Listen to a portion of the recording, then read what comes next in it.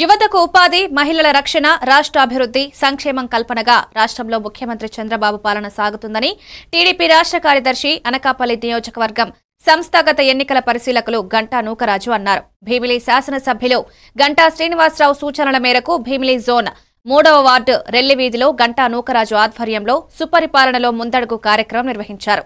ఈ సందర్భంగా ఇంటింటికి వెళ్లి కరపత్రాలు పంపిణీ చేశారు.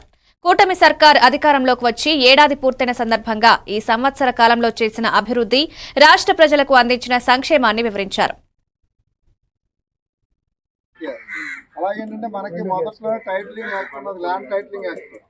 మన ఇల్లు తాకలు పెట్టమని చెప్పి గవర్నమెంట్ దానికి కూడా ల్యాండ్ టైటిలింగ్ యాక్ట్ అనేది రద్దు చేసాం పూర్తి. ఎందుకంటే మన ఇల్లు రిజిస్ట్రేషన్ చేసుకుంటే పేపర్లను అందరికి పెట్టి మనం ఇక్కడ లోన్ వాడుకోవాలట, అలాంటిది కూడా రద్దు చేసింది.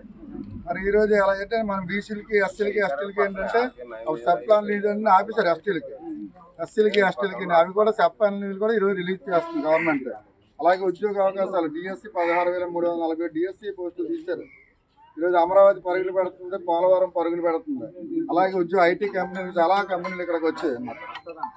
ఈ రాష్ట్రంలో దౌర్జన్యం అంతా పోయింది, గంజాయి పోయింది, మత్తు పదార్థాలు పోయి అన్నీ పోయి ఇప్పుడైతే సుశక్తిగా ఉంది.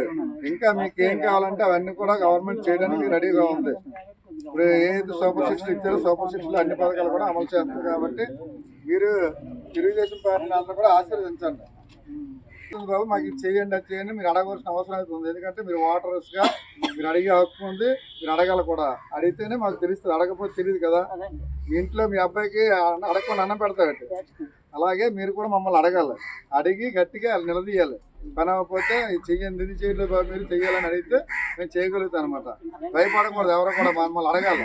రాజకీయ నాయకులు ఎవరైనా ఉంటే ఇక్కడ మీకు మురళి ఉన్నాడు, రాజు ఉన్నాడు, గురుమూర్తి ఉన్నాడు, వీళ్ళందరిని అడగండి. మరి మాజీ కౌన్సిలర్ త్వరగా ఉంది, అందరిని అడగండి. అడిగిన తర్వాత వాళ్ళు మా దృష్టి చేస్తారు, కంపల్సరీ పని చేస్తారు అనమాట.